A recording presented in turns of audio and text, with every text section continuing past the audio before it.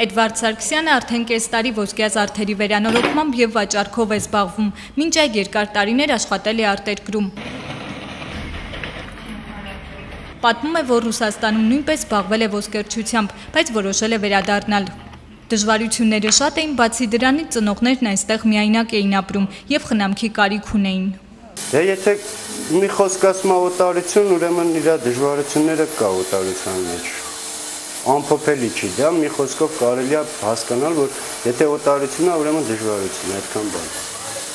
Վերադառնալուց հետո հայրենի Չարենցավանում որոշել է սեփական գործ սկսել և բիզնես ծրագիր է ներկայացրել Չարենցավանի միգրացիոն տեղեկատվական գրասենյակ։ Էդվարդի բիզնես հայտը ֆինանսավորվել է, սեփական գործը սկսելու համար նա 1.800.000 դրամ է ստացել։ Աշխատանքը ցույց կտա, եթե ես իմ աշխատանքով, իրոք, եթե աշխատեմ, պայմանագրի մեջ կա կետեր, որ նվիրատվություն պետք է ձևակերպեն մի տարի հետո։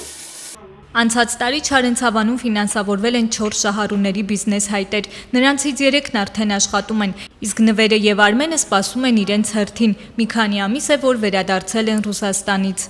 Արմենը պատմում է, որ 2003 թվականից աշխատել է արտերկրում, եղել տարբեր քաղաքներում, սակայն վերջին շրջանում խնդիրները շատ էին կապված ժամանակավոր գրանցում ստանալու հետ։ Այն վաղ 3 ամիսը մեկ էր, մի սարքել են մի ամիսը մեկ, սարքել են շատ թանկ։ 3 ամսվա համար մուծում էինք մի 7000 ռուբլու կարգի էլի։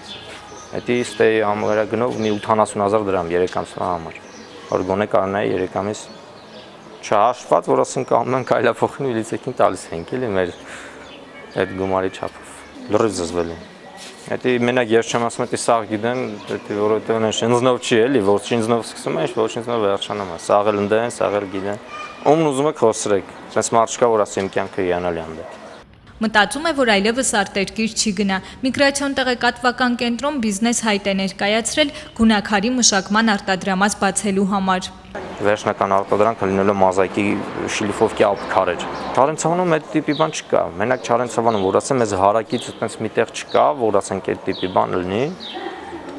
Ու չեմ ասում Չարենցավանով կբավարարեմ, եթե կարողանանք դա իրականացնենք, հաստատ մինչև Երևանով ամեն ձևի կարանք, որովհետև այսօր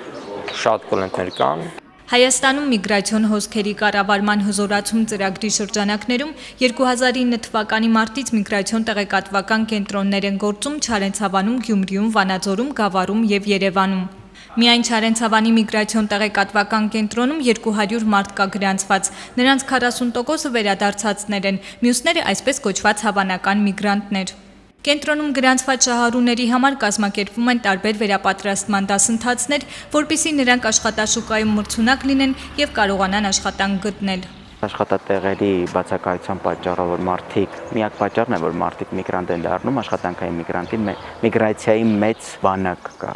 Կենտրոնի մասնագետները, այսինքն եւ տնտեսական, եւ իրավաբանական, եւ սոցիալական խորհրդատվություն են տալիս, միգրացիան կանխելու եւ կանոնավորելու միակ գործոնը դա տեղեկատվական արշավը ճիշտ կազմակերպել եւ այսինքն մարդուն